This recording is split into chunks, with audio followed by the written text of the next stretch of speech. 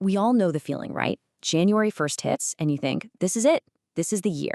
The year you're finally going to get fit, or learn that language, or kick that one habit for good. You feel this incredible surge of motivation, and then, well, February happens. So why do our best intentions just seem to fizzle out? In this explainer, we're not just going to talk about why change is hard. No, we're going to dig into the science and give you an actual proven blueprint to finally make it. And I'm not just being dramatic. The numbers here are pretty wild. A staggering 80% of New Year's resolutions are totally abandoned by February. Just think about that for a second. In a few short weeks, the vast majority of us are right back where we started. But here's what you really need to get. This isn't a personal failure. It's not about a lack of willpower. It's a failure of strategy. So that begs the question, what's the secret sauce for that 20% who actually pull it off?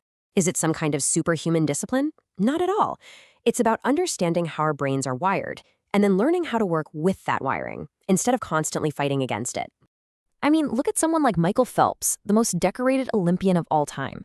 When he hit a rough patch after retiring, he didn't fix his life with one single heroic effort.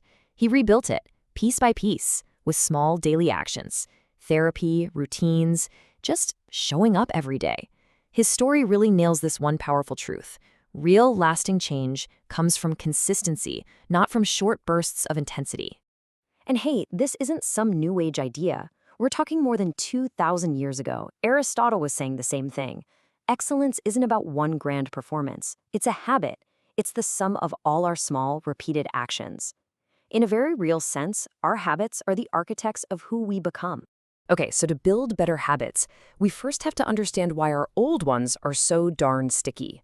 And the answer is buried deep in our brain's operating system. See, your brain is wired for one thing above all else: efficiency.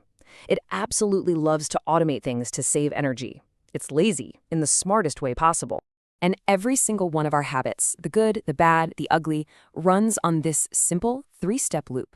It all starts with a cue, which is just a trigger that tells your brain, hey, time to go on autopilot.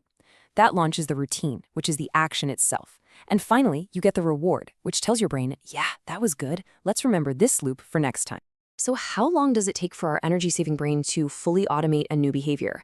Well, studies show that on average, it takes about 66 days of consistency. Think about that. A little over 2 months to take something that feels hard and clunky and turn it into something that's automatic, something you just do. Now, let's talk about the fuel for this whole engine, dopamine. We often call it the pleasure molecule, but that's not quite right. It's really the motivation molecule.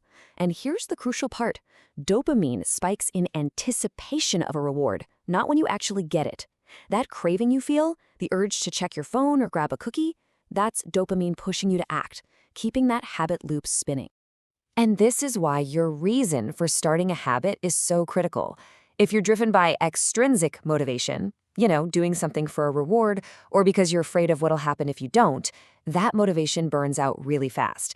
But intrinsic motivation, the kind that comes from your own purpose, your values, a genuine desire to grow, that's the stuff that lasts. That's the sustainable fuel. All right, enough theory. We get the science. Now for the fun part, the practical, step-by-step blueprint to actually put this stuff into action.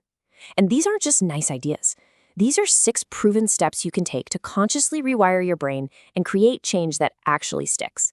So the first 3 steps are all about becoming a detective of your own mind. First, you have to identify your cues. What's actually triggering the behavior? Is it a time of day, a feeling, a place? Second, and this is a big one, you have to replace the routine, not just remove it. You can't leave a vacuum. Keep the cue, keep the reward, but swap in a better action. And third, you have to consciously rewire the reward by celebrating the win. Seriously, give yourself a little fist bump. That small celebration gives your brain the dopamine hit it needs to say, ooh, let's do that again. Okay, next up, you gotta engineer your environment. Create friction for your bad habits. Make them a pain to do. At the same time, reduce friction for the good ones. Then comes maybe the most powerful step of all. Anchor the habit to your identity. Don't just try to work out. Become the type of person who doesn't miss workouts. And finally, find your people. Your environment includes the people in it, and having the right community is an absolute game changer. Let's make this whole friction idea super concrete. Say you want to go for a walk every day. That's a good habit, so you want to reduce the friction. You put your shoes and socks right by the door. Easy.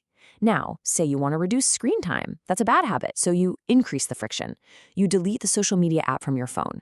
Now, to use it, you have to go through the hassle of reinstalling it. It's such a simple design trick, but it's incredibly effective. And remember that last step, community? Well, here's why it's not just a nice to have. Get ready for this number, because it's wild. Research shows that if you have regular check-ins with an accountability partner, your chance of success can increase to a mind-blowing 95%.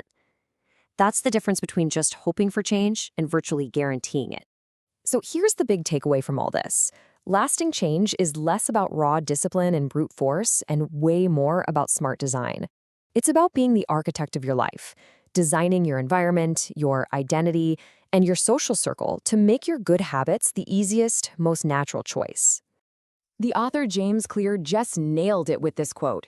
We don't magically rise to the level of our biggest goals. When we're tired or stressed or unmotivated, we fall back to the level of our systems, the routines and environments we've already built. Willpower is fleeting, but a good system is your safety net. It catches you. And these systems, they can literally change your biology. I mean, take a simple habit like a gratitude practice. As this chart shows, research found that it can slash cortisol, your body's main stress hormone, by a whopping 23%. This isn't just a feel-good trick. It's a physical transformation driven by a simple mental habit. And this brings us to what might be the ultimate habit hack, shifting your identity through language. The way you talk to yourself matters, big time. When you go from saying, I'm trying to eat better, to, I am a person who values my health, you reframe everything. The habit is no longer a chore you have to do. It's just an expression of who you are. It becomes non-negotiable. So, in the end, it all comes down to this. The person you want to become a year from now is built by the tiny habits you create today. Every single action you take is like a vote for the type of person you wish to be. These small, daily habits are the building blocks of your future self. So the question isn't just about what you want to achieve. It's about who you want to become. And that construction project, it starts right now.